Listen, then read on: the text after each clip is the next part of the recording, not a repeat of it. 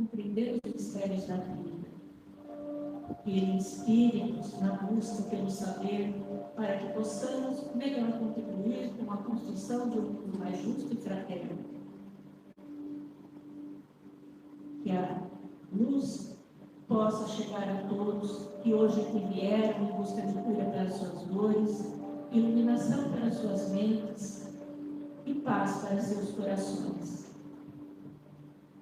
Que todos nós direcionemos nossos melhores pensamentos e nosso amor sob forma de energia a fortalecer todos que passam por provas nesse momento.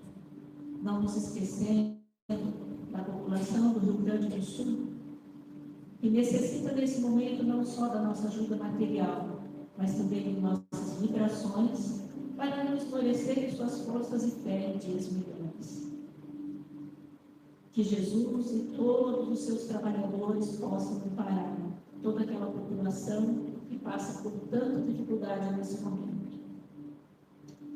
Sejamos então todos nós iluminados pelos ensinamentos do Cristo para a nossa própria evolução e colaboração na evolução de todo o nosso planeta. Que assim seja. Eu convido então o Bruno para fazer uso da palavra.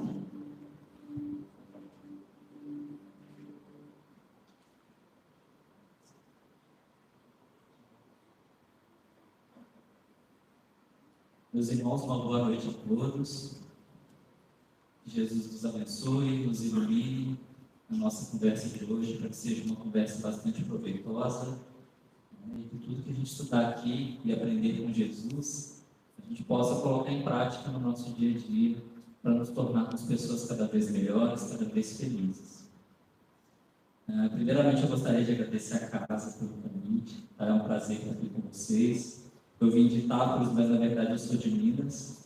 E eu fiquei muito tentado a colocar no primeiro slide ali um pão de queijo. Mas foi eu uva mesmo, porque o assunto está mais voltado para esse tema. Mas eu espero que todo mundo tenha jantado, porque senão a gente vai despertar a fome aqui, né? Com tanta figura de fruta bonita. Eu vou fazer primeiro 3 perguntas para vocês, e à medida que eu vou passando o slide, essas perguntas elas são as mesmas, tá? E eu acredito que as respostas vão ser um pouco diferentes. Quem aqui conhece a parábola dos lavradores maus? Levanta o dedo, por favor. Algumas poucas pessoas conhecem essa parábola. Quem aqui conhece a parábola dos vinhateiros homicidas, ou a parábola dos rendeiros infiéis, a parábola da vinha dos vinhateiros, ou a parábola dos maus vinhateiros? Aumentou o número de pessoas que conhecem, né? Então, olha só que interessante. Essa parábola dos lavradores maus, ela é encontrada, né, na literatura espírita e também em outras passagens de outras religiões, interpretações de outras religiões, com várias traduções diferentes, né? Então, às vezes, a gente bate o olho numa tradução e pensa, essa daí eu nunca estudei, né? Nunca vi. Mas a verdade é que uma mesma parábola aí recebe vários nomes diferentes de acordo com a tradução, né? Mas o que a gente tem de tradução mais correta para essa parábola seria a parábola dos vinhateiros homicidas. Mas eu achei que para o tema de uma palestra, já colocar um homicidas ali no meio, eu acho que vocês não iam querer muito vir para cá, não. Então a gente escolheu o primeiro, né, a parábola dos lavradores maus, sabendo que é a mesma parábola. E essa parábola, gente, apesar de pouca gente conhecer, né, é interessante que ela está relatada ali, ela é relatada por 3 dos evangelistas ali, né? Então tem Mateus falando da parábola, Marcos e também Lucas. Então ela foi registrada 3 vezes.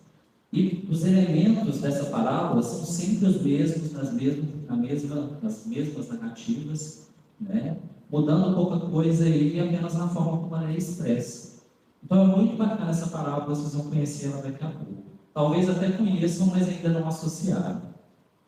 Então o primeiro ponto que eu queria levantar é o que é a parábola. Parábolas são histórias que Jesus contava, né, em forma de alegorias, trazendo situações das pessoas da época, né, no contexto social que aquelas pessoas viviam, agricultores, pastores, pescadores, trazendo os elementos daquela sociedade para uma história que nos levava sempre a uma reflexão sobre o ensinamento contido ali, né? Mais ou menos parecido com as fábulas. Só que nas fábulas os personagens são o quê? São animais, né? E nas parábolas nós temos como personagem pessoas, né, dentro de atividades que eram comuns na sociedade naquela época.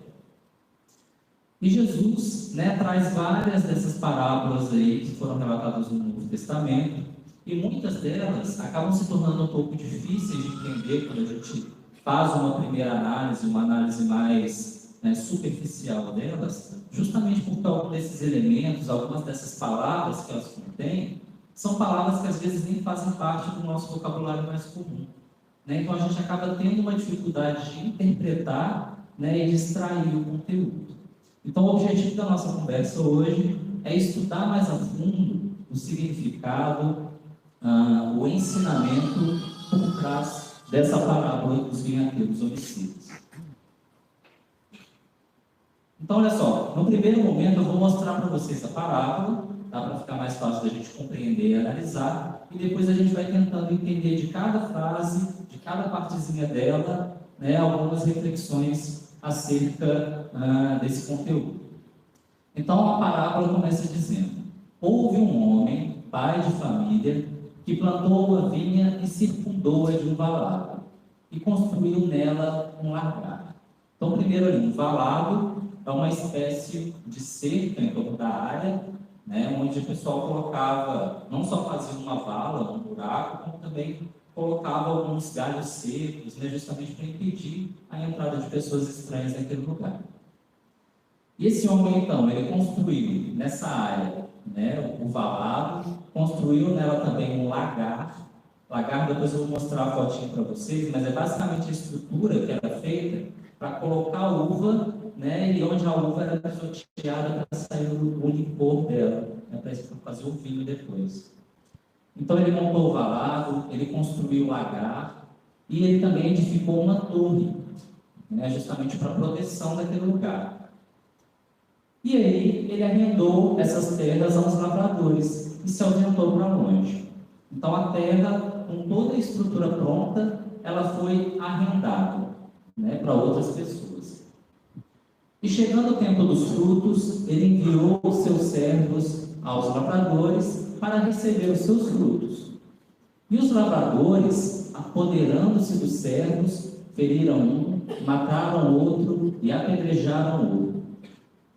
Então vejam bem, ele mandou os representantes dele para pegar, né, a parte que lhe cabia dentro daquela produção, já que todo o investimento, toda a estrutura foi ele que fez, ele só arrendou a terra, mas os lavradores que tomaram conta daquela terra simplesmente, né, espancaram, mataram esses servos. Depois, ele enviou outros servos, em maior número do que os primeiros, e esses lavradores fizeram a mesma coisa com esses servos, né? Mataram, apedrejaram. E por último, ele enviou o seu filho, dizendo: terão respeito ao meu filho. Né? Se fizeram isso com os meus servos, pelo menos com o meu filho, que é o meu herdeiro, eles vão ter um pouco de respeito.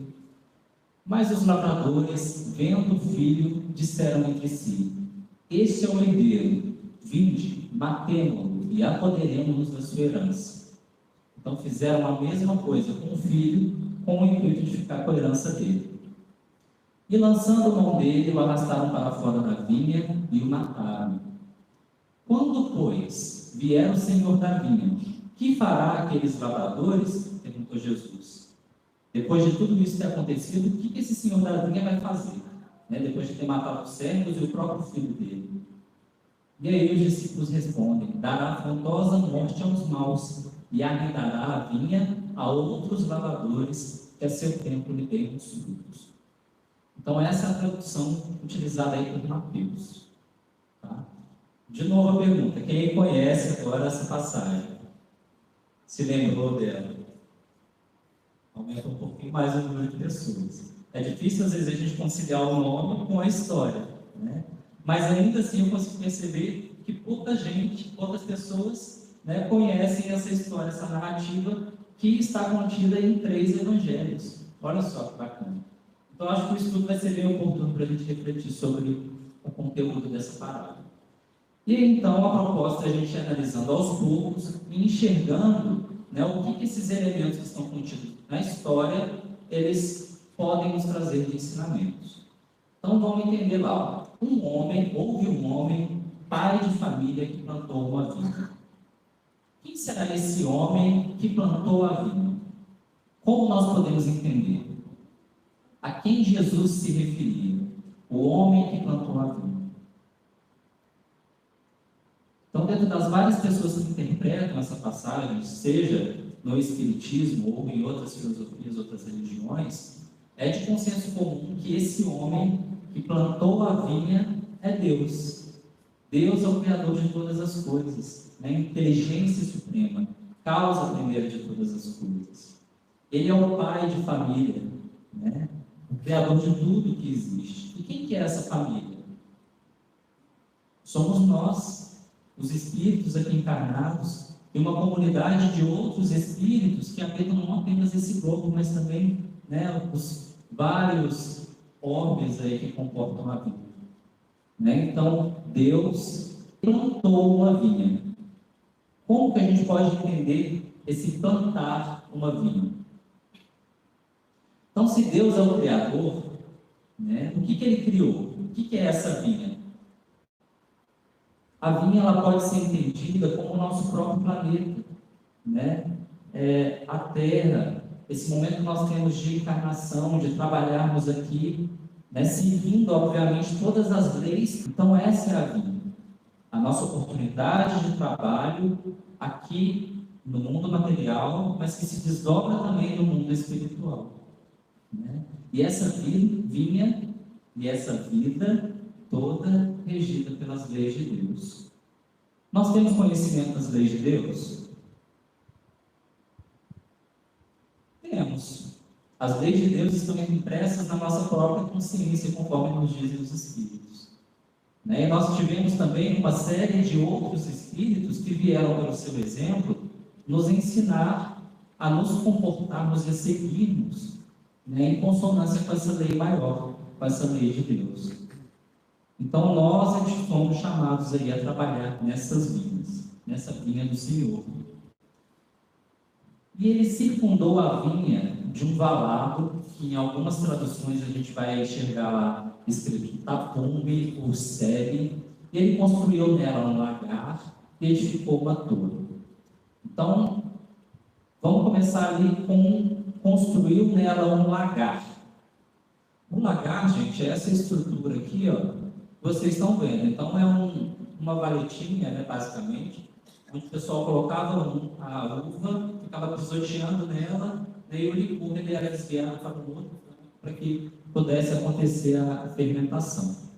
Então, foi construída toda uma estrutura ali, do valado, da torre, do lagar, esse aqui é o lagar, né? Justamente para que essa produção ela pudesse ser feita. Justamente para que de uma matéria bruta, que era a uva, pudesse se obter o vinho, depois de toda essa maceração, esse pisoteio e de um longo processo de fermentação e de purificação. E o que esse lagar ele representa para nós? Ao longo da nossa vida, né, nós, os trabalhadores aí que são chamados a trabalhar nessa vinha, passamos por inúmeras situações do ponto de vista material e espiritual, onde muitas vezes nós nos sentimos pisoteados pelas situações. São os desafios da vida, que às vezes a gente chama de dificuldades da vida, né, que tem por intuito o nosso burilamento espiritual. Então, nós, espíritos, fomos criados simples e ignorantes. E ao longo das nossas encarnações, né, das nossas passagens aqui na Terra, da nossa vivência no mundo espiritual, a gente vai desenvolvendo os nossos potenciais de virtude, trabalhando os nossos vícios, para que a gente se purifique, saindo dessa matéria bruta que nós éramos, materializado como éramos, né, e nos tornarmos espíritos sublimados, espíritos puros, passando pelo mesmo processo que a uva, né, vai passar para se tornar um vinho. Então, da mesma forma que a uva precisa ser pisoteada, precisa ser esmagada, e através desse processo você consegue obter um material muito mais puro, muito mais nobre, assim também ocorre com a gente enquanto espírito. Nessa seara, nessa vinha que representa a vida, regida por essas leis maiores que são as leis de Deus, a gente, através desses pequenos pisoteios que são os desafios que a gente encontra na nossa vida, vamos burilando as nossas arestas, transformando os nossos espíritos, deixando o homem velho para trás e nos transformando em homens novos, renovados, né, dispostos a seguir o Evangelho de Jesus, seguir as leis de Deus. E quais são esses instrumentos, né, que servem aí para nos ajudar nesse processo? A nossa família. Nós reencarnamos com as pessoas que nós precisamos conviver, né, sejam elas fáceis ou difíceis, né, a mãe amorosa, ou o pai ríspido, ou é o irmão que é chato, né, ou é uma tia que pega no nosso pé. Mas essas pessoas, elas são importantes, né, para a gente fortalecer os laços de amor, de respeito, de cumplicidade. Outras vezes, os desafios eles surgem no nosso ambiente de trabalho, no convívio com as pessoas, no nosso ambiente de estudo, né, e são todas oportunidades que nós temos para nos sublimarmos, para sairmos daquela uva embrutecida para o vinho enobrecido e puro. Então, todas as situações que a vida nos oferece, que muitas vezes a gente reclama, que a gente acha difícil, são as oportunidades preciosas que esse Deus, que esse pai de família, esse dono da vinha, que é Deus, nos possibilita para o nosso crescimento, para a nossa melhoria. Às vezes isso surge como uma doença, né? Ou como uma situação de pobreza ou de riqueza. Então, são as mais variadas situações na nossa vida que nós temos possibilidades de utilizar para nos enobrecer. Mas será que nós temos os olhos de ver essas oportunidades? De enxergar esse lagar que é a vida, onde nós estamos passando por um processo de depuração? Será que nós olhamos com essa sabedoria, né, para todas essas adversidades que nós encontramos? Pensando em todo o contexto que o nosso mundo está vivendo, né, em todo o contexto que o nosso país está passando nesse momento, será que nós estamos dando o nosso melhor para aproveitar? Então, olha a sabedoria de Deus, a sabedoria do dono dessa vinha, que nos possibilita todas as ferramentas possíveis para o nosso crescimento e para a construção da nossa felicidade. Mas a gente não pode esquecer também dos outros elementos, né, que são aqui o valado, que é essa cerca que eu falei para vocês lá no começo, e também a torre, todos esses elementos que garantem a proteção daquele ambiente, daquela vinha. E nós também na nossa vida recebemos todo esse suporte. De onde que ele vem? Muitas vezes vem da nossa família, né, das pessoas que nos amam dentro da nossa casa, às vezes vem dos nossos amigos, às vezes vem de pessoas desconhecidas, né? Outras tantas vezes, e com muita frequência, na verdade, né, toda essa proteção, esse amparo, esse auxílio, vem da espiritualidade superior, dos nossos anjos guardiões, dos nossos espíritos protetores, dos nossos mentores espirituais, que estão lá nos ajudando, né, a passar justamente por esses pisoteios, vamos dizer assim, por esses processos de burilamento, para que a gente tome a melhor escolha, né, para que a gente siga o caminho correto, para que a gente aprenda com as situações. Então vejam só como a providência divina é grandiosa e perfeita, né? Tudo bem até aí, gente? E aí continua dizendo: e arrendou-a a uns lavradores. O que é o arrendamento? Então, esse senhor dono da vinha, que é Deus, arrendou essa vinha para os lavradores. O arrendamento é um contrato feito entre duas pessoas ou mais, né, que você tem, por um tempo, você cede por um tempo e por um determinado preço, né, uma determinada área. E aí, transcendendo para nós, para a gente trabalhar nessa vinha, para a gente arrendar essa vinha, o que Deus cobra de nós? Ele cobra dinheiro? Não. Né? O dinheiro na vida espiritual ele não representa nada. Quando a gente desencarna, a gente não leva nada de material para o lado de lá. Mas o uso que a gente faz representa muita coisa.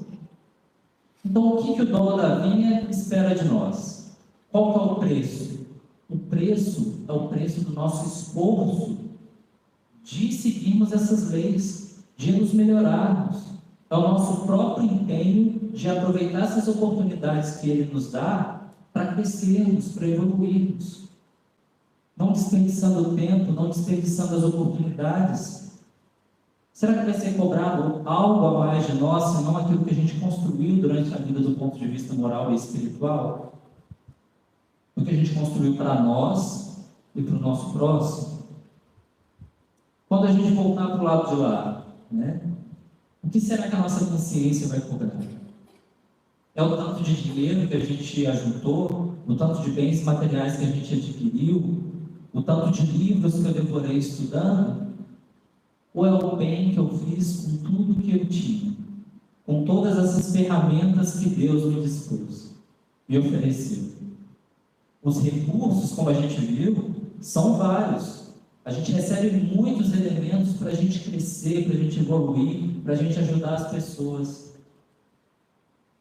Mas a gente se esforça para utilizar corretamente, né, todas esses bens, essas oportunidades que Deus nos oferece. O preço é o preço do nosso esforço, da nossa boa vontade em sermos pessoas melhores. E o tempo? O arrendamento ele dura um determinado tempo. Qual o tempo que vai durar o arrendamento dessa lavoura para a gente?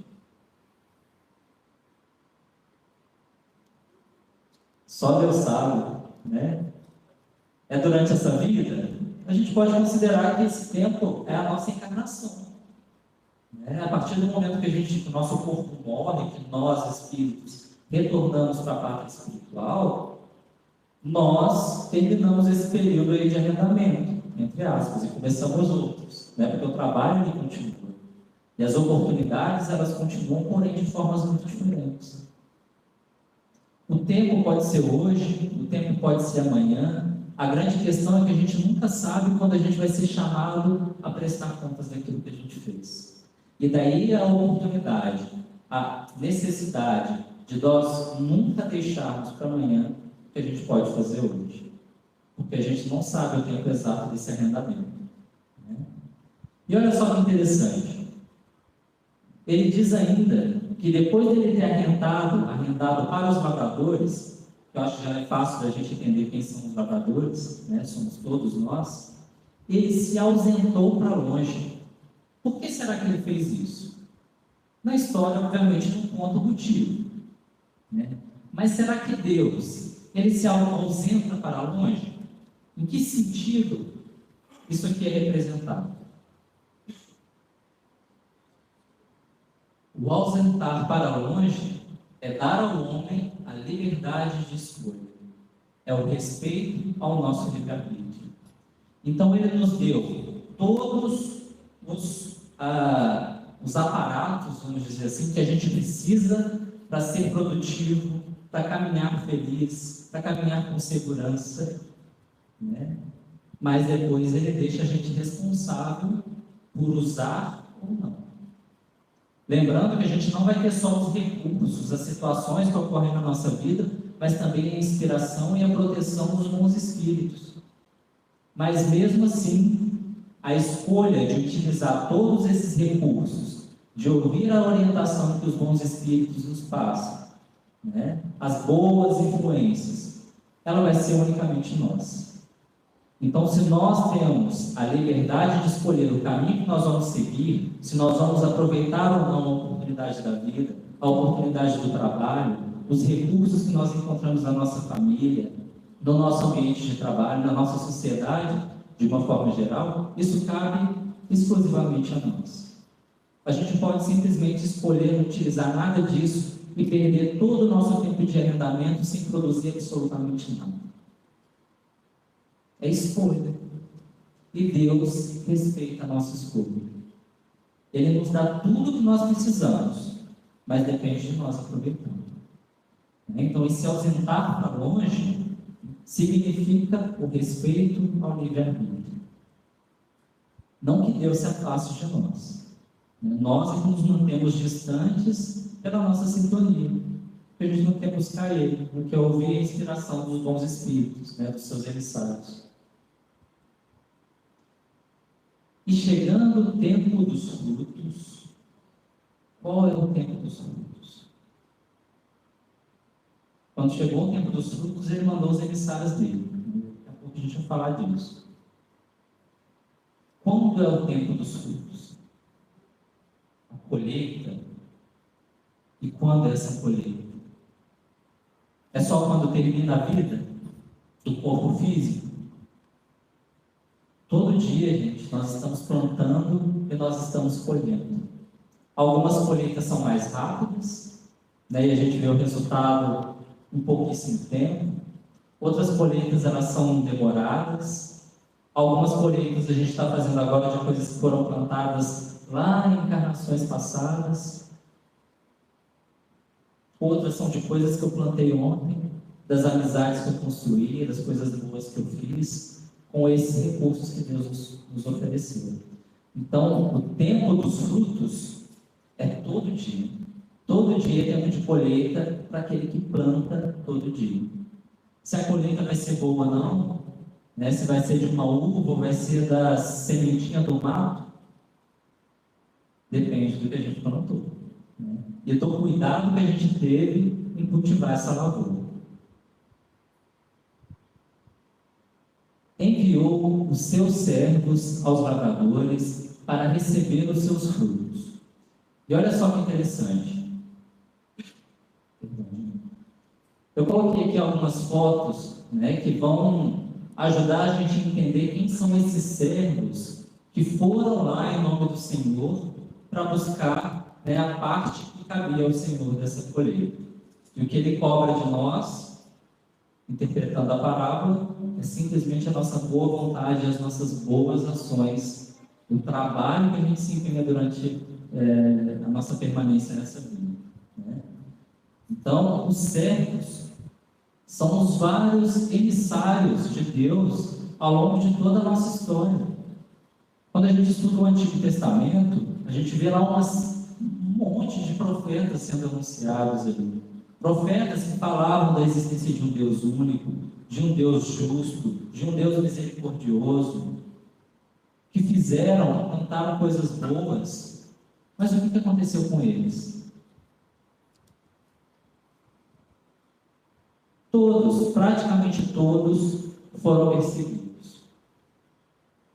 Além desses, dos profetas, quem mais são esses servos? Vamos ver aqui rapidinho. Então, só aqui, a gente tem figura aí representando o profeta Daniel, aqui, o próprio Moisés, aqui Elias, a gente tem a figura de Eliseu e tantos outros. A gente não vai entrar no mérito dos feitos de cada um deles, mas ou eles foram mortos por perseguição, ou foram perseguidos durante a vida. Mas todos eles tiveram uma vida de sofrimento quando pregaram o bem, pregaram a existência de um Deus justo e misericordioso. E os lavradores, apoderando-se dos servos, feriram um, mataram outro e apedrejaram outro.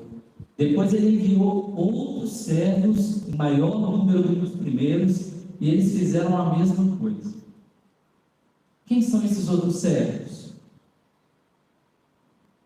Outros emissários de Deus que reencarnaram no nosso planeta para trazer a mensagem, a vivência dessas leis, cada um diante, obviamente, das suas possibilidades.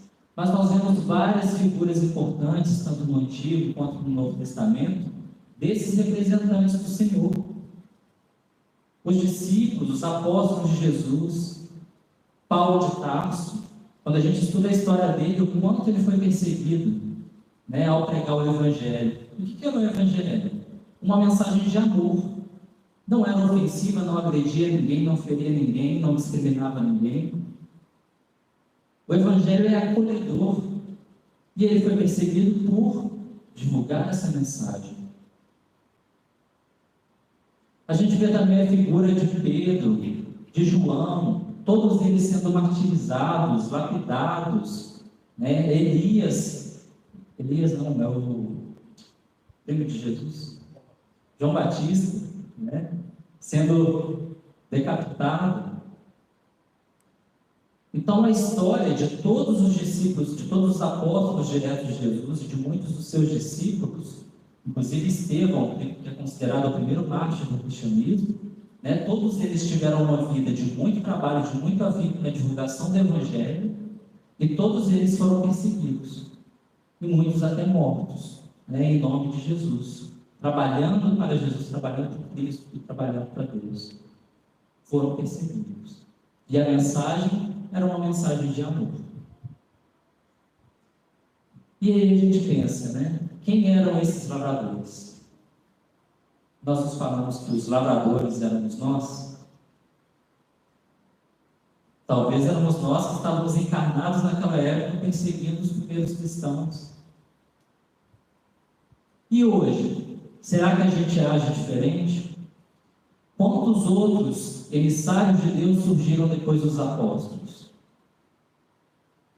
Quantas figuras importantes aí que trabalhavam, abdicaram dos seus próprios interesses em benefício do outro, que fizeram o bem independente das suas circunstâncias, das suas situações, da sua condição financeira, e todos eles passando por perseguições.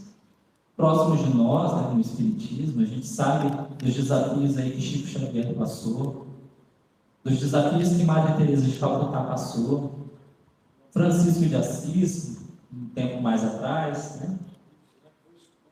Mandus.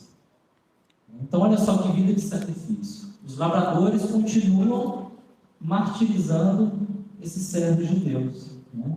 Ao invés de nos tornarmos esses servos, de sermos como eles. E por último enviou seu filho dizendo: terão respeito ao meu filho. E quem é esse filho? O próprio Jesus, né? No Evangelho nós temos: e o Verbo se fez carne. Então Jesus é o maior representante que nós temos, o Espírito mais puro que já entrou ao nosso planeta. E mesmo na sua grandeza, né, de conhecimento, de inteligência, de moralidade, ele viveu entre nós numa situação de extrema humildade e trazia para perto de si justamente aquelas pessoas que eram discriminadas pela sociedade, as pessoas mais simples, né? As mais pecadoras. Então era um olhar de aconchego, um olhar de fraternidade, um olhar de amor para com o próximo. Quantas pessoas ele curou, quantas pessoas ele transformou, não só do ponto de vista material, mas principalmente espiritualmente falando. Um homem que 3 anos de apostolado deixou um cabedal de conhecimentos aí que nos rege para a vida inteira e que nunca vai estar desatualizado. Quem de nós teria esse poder, gente, de há 2000 anos atrás, deixar algumas palavras que nem foram registradas por ele e transformar uma humanidade inteira, sem nunca estar desatualizado, sem nunca ser ultrapassado? Então, olha a grandeza desse Espírito, né? Fazer tudo isso em 3 anos de apostolado. E o que nós fizemos? Perseguimos, crucificamos, matamos, né, o Filho do Senhor. Mas os lavradores, vendo o filho, disseram entre si: este é o herdeiro da herança. E lançando mão dele, o arrastaram para fora da vinha e o mataram. Que herança é essa que eles estavam querendo? Que herança que Jesus deixou para a gente? O reino dos céus. É porque ele nos falava do reino dos céus. Mas será que a gente pode adquirir o reino dos céus nessa brutalidade, agindo com ignorância, com desrespeito, com orgulho, com egoísmo? Muito pelo contrário. O ensinamento dele para que nós adquiríssemos, vivêssemos nesse reino dos céus, que é o reino da paz, da tranquilidade, que começa dentro do nosso próprio coração, dentro da nossa própria consciência, é justamente o amor. Amor a Deus, amor ao próximo, amor a nós mesmos. Então não adianta a gente utilizar das oportunidades que a gente tem, desses recursos que Deus nos oferece, com brutalidade, com orgulho, com egoísmo. Então a gente não adquire herança nenhuma, né, se a gente não agir com amor. Quando, pois, vier o Senhor da vinha, que fará aqueles lavradores? Então nós finalizamos a história de uma forma meio desastrosa, né? A história não tem um final feliz, mas vem com uma pergunta muito forte, né, que logo nos passa a ideia de justiça. Porque o que a gente espera é que seja feita a justiça. O que vai acontecer com os trabalhadores da vinha que agiram tão erradamente? E o que eles responderam? O que eles esperavam? Dará afrontosa morte aos maus e arrendará a vinha a outros lavradores que a seu tempo lhe deem os frutos. Dará afrontosa morte a esses maus. Será que Deus vai punir a gente assim? Se não aproveitou o que eu te dei, agora eu te mato. É assim que funciona? Não, né? Senão a gente deveria tanta gente boa também desencarnando. Então a morte aqui não é amor, do ponto de vista espiritual, é a estagnação, é o sofrimento que é consequência das nossas próprias escolhas, das nossas próprias atitudes equivocadas. Nós morremos espiritualmente porque nós paralisamos, nós deixamos de crescer. Então é essa morte que a gente encontra. Não que Deus nos castigue, porque Jesus nos ensinou que Deus é um Pai amoroso, misericordioso, porém justo, porque Ele se afasta no sentido de nos deixar responsáveis pelas nossas escolhas. E aí, se a gente fez escolhas equivocadas e continua teimando nesse caminho, a gente sofre com a consequência dos nossos próprios atos. Não é porque Deus castigou, né? É porque eu mesmo implantei esse sofrimento dentro de mim, dentro da minha própria consciência. E isso vai me incomodar, enquanto eu não me modificar. E arrendará vinha a outros lavradores que a seu tempo lhe deem os frutos.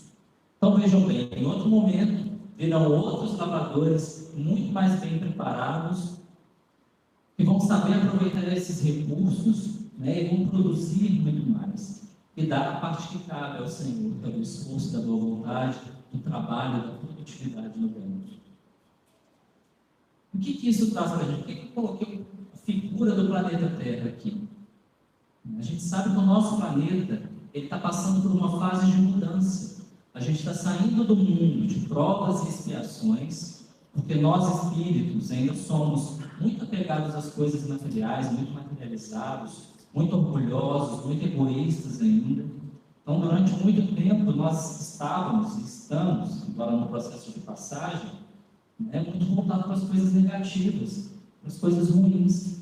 Mas o nosso planeta ele está mudando para um mundo de regeneração, um mundo onde a gente vai ter, um equilíbrio maior entre o bem, um predomínio maior das forças do bem, um movimento do bem. E hoje a gente olha e vê um monte de coisa ruim acontecendo e a gente pensa, nossa, parece que isso não está acontecendo, essa transformação não está acontecendo. Mas por quê? Porque o mal é barulhento e o bem é humilde, ele age no silêncio. Então, não vamos nos iludir achando que o mal está tomando grandes proporções que está ganhando do bem. Mas a gente tem que se movimentar também e dar a nossa cota de contribuição para que o nosso planeta ele passe por esse processo de mudança. Porque a mudança de um planeta reflete a mudança dos seus próprios habitantes. Então, por que o mundo está passando de provas e expiações para um mundo regenerado? Porque nós, habitantes desse planeta, estamos transformando os nossos corações nos abrindo para aquilo que verdadeiramente importa, que são os bens espirituais. Esse é um processo muito lento, muito gradativo e que demanda muito esforço de nós, principalmente nessa fase em que o mal, né, se coloca de uma forma talvez muito assustadora. A gente vê tanta guerra, tanto sofrimento. Esse é o nosso momento da gente se posicionar, de disseminar coisas boas, de fazer o bem. E aí, quando ele fala na parábola aqui, ó, que ele arrendará vinha a outros lavradores, significa que aqueles espíritos que não estão acompanhando o progresso do nosso planeta, que temam e resistindo mal, né, e se manterem fazendo coisas ruins, prejudicando o próximo e o avanço da coletividade, esses espíritos vão ser chamados a reencarnar em outros planetas mais atrasados, onde lá eles vão ser os mais evoluídos e vão ter que ajudar, né, os espíritos ainda mais atrasados que eles no seu crescimento. Ao passo que aqui, né, vão reencarnar cada vez espíritos mais evoluídos para ajudar aqueles que estão predispostos a caminhar para o bem, né, a irem mais rápido. E é um processo que já está acontecendo. Então, olha a grandeza de Deus. Não condena ninguém ao inferno, né, pela eternidade, mas dá a responsabilidade a cada um segundo os seus atos. E esses espíritos, né, que às vezes vão ter que sair daqui e ir para um lugar mais atrasado, vão ter a oportunidade de ir lá construírem coisas boas e voltarem talvez a seguir o ritmo do nosso planeta, né, da nossa comunidade. Então, que a gente possa refletir, né, qual tem sido a nossa conduta e o nosso aproveitamento com relação ao tempo e as oportunidades que Deus nos oferece para a gente continuar seguindo junto com o nosso planeta nesse processo de evolução. O meu tempo está acabando, eu vou dar uma agilizadinha aqui. No Evangelho, no livro A Gênesis, que também trata do assunto da interpretação dessa parábola, eles colocam, né, que durante muito tempo as religiões, os religiosos, na verdade, utilizaram dessas ferramentas que Deus nos oferece, né, e esses religiosos aí com os lavradores que arrendaram a terra, que conheciam as leis de Deus, utilizaram de todo esse conteúdo, de todo esse conhecimento que eles tinham, para disseminar coisas ruins, se apropriaram e desvirtuaram o ensinamento que era nobre, que nos propicia, obviamente, o progresso. Mas o quanto a gente viu na nossa história, lá os fariseus, conhecedores da lei de Deus, desviando esse caminho, né, tornando, né, todas aquelas possibilidades de conhecimento que Deus nos oferecia para benefício próprio. O mesmo aconteceu com a Igreja Católica durante o tempo da Inquisição, né, em que se perseguiam outras pessoas que não acreditavam nos mesmos ideais, e ainda hoje, muitas vezes, nós utilizamos do recurso do conhecimento que Deus, o Senhor da vida, nos oferece, para poder transformar a religião para os nossos interesses, buscando o enriquecimento, buscando a fama, alimentando a nossa vaidade, né, em benefício próprio, ao invés de fazer coisas boas. Então, esse é outro ponto que essa passagem, os autores que interpretam essa passagem chamam a atenção.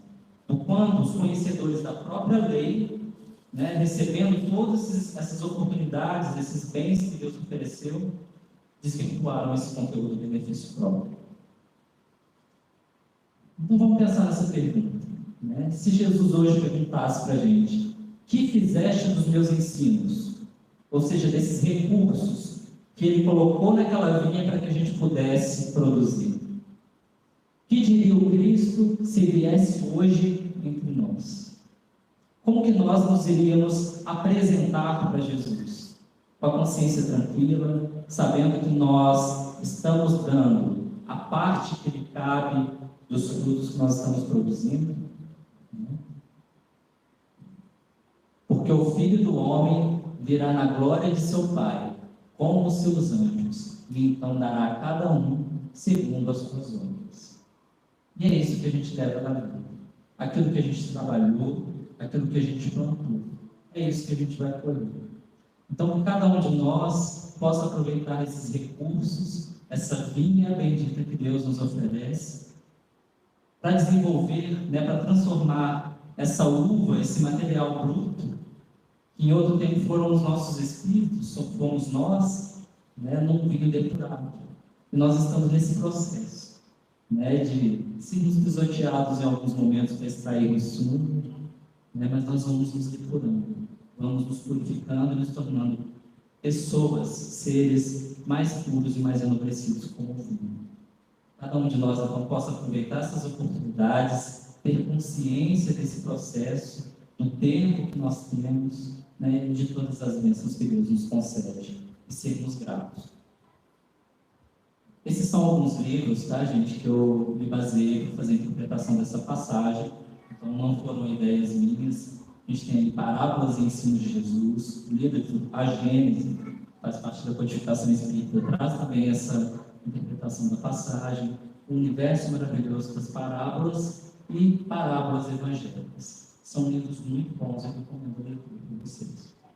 Então, muito obrigado pela paciência de todos, eu espero que tenha sido uma conversa proveitosa, e no mínimo agora todo mundo já conhece, né, a parábola dos vinhateiros homicidas.